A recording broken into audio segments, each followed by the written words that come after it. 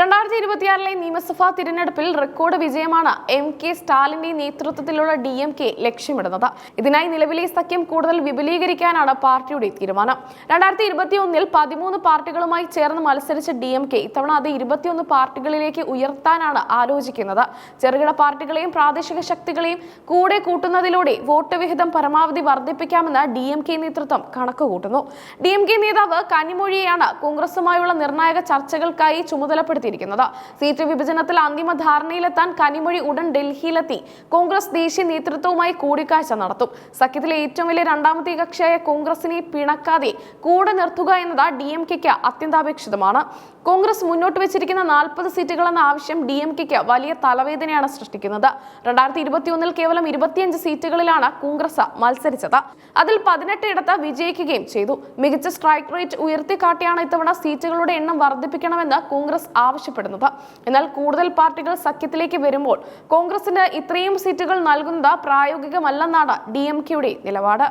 തമിഴ്നാട് രാഷ്ട്രീയത്തിൽ നടൻ വിജയുടെ തമിഴക വെട്രിക്കഴകം ചലനങ്ങൾ സൃഷ്ടിച്ചു തുടങ്ങിയത് കോൺഗ്രസിനുള്ളിലും ചർച്ചകൾക്ക് വഴിവെച്ചിട്ടുണ്ട്.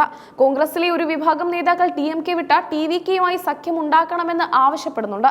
അധികാരം പങ്കിടാൻ തയ്യാറാണെന്ന വിജയുടെ പ്രഖ്യാപനമാണ് ഈ വിഭാഗത്തെ ആകർഷിക്കുന്നത്. എന്നാൽ ഹൈക്കമാൻഡിലെ മുതിർന്ന നേതാക്കൾ DMK സഖ്യത്തിൽ തന്നെ തുടരണമെന്ന പക്ഷക്കാരാണ്. സീറ്റുകൾക്ക് പുറമെ ഭരണത്തിൽ പങ്കാളിത്തം വേണമെന്ന ആവശ്യവും കോൺഗ്രസ് ശക്തമായി ഉന്നയിക്കുന്നുണ്ട്. സഖ്യം അധികാരത്തിലെത്തിയാൽ മന്ത്രിസഭയിൽ 3 മന്ത്രിസ്ഥാനങ്ങൾ വേണമെന്നാണ് കോൺഗ്രസിന്റെ ആവശ്യം.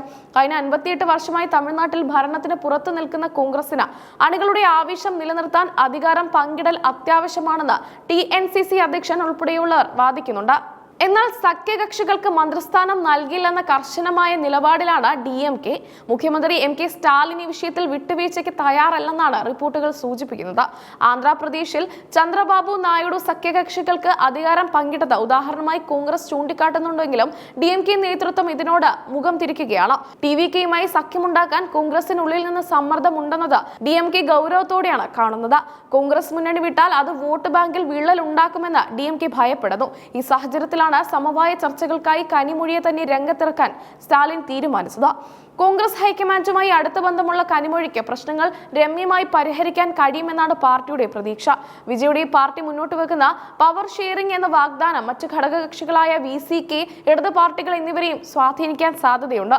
അതുകൊണ്ട് തന്നെ സഖ്യം ഭദ്രമാക്കാൻ DMK ഇത്തവണ കൂടുതൽ വിട്ടുവീഴ്ചകൾക്ക് തയ്യാറായേക്കും. 2026 200-ലധികം സീറ്റുകൾ നേടി അധികാരം നിലനിർത്താനാണ് DMKയുടെ നീക്കം. തിരഞ്ഞെടുപ്പ് തന്ത്രങ്ങൾ ആവിഷ്കരിക്കാൻ കനിമൊഴിയുടെ അധ്യക്ഷതയിൽ പ്രകടന പത്രിക കമ്മിറ്റിയും രൂപീകരിച്ചിട്ടുണ്ട്. സംസ്ഥാനത്തുടനീളം പര്യടനം നടത്തി ജനവികാരം മനസ്സിലാക്കാനാണ് കമ്മിറ്റിയുടെ തീരുമാനം. അതേസമയം AIADMK BJP സഖ്യവും വിജയുടെ രാഷ്ട്രീയ പ്രവേശനവും സൃഷ്ടിക്കുന്ന പുതിയ സമവാക്യങ്ങൾ മറികടക്കുക എന്നത് DMKക്ക് വലിയ വെല്ലുവിളിയായിരിക്കും. വരും ദിവസങ്ങളിൽ കനിമൊഴി നടത്തുന്ന ഡൽഹി ചർച്ചകൾ തമിഴ്നാട് രാഷ്ട്രീയത്തിന്റെ ഭാവി നിർണ്ണയിക്കും. സീറ്റുകളുടെ എണ്ണത്തിൽ കോൺഗ്രസ് വിട്ടുവീഴ്ചയ്ക്ക് തയ്യാറാകുമോ അതോ അധികാരം പങ്കിടണമെന്ന ആവശ്യത്തിൽ ഉറച്ചു നിൽക്കുമോ എന്നതാണ് രാഷ്ട്രീയ നിരീക്ഷകർ ഉറ്റുനോക്കുന്നത്.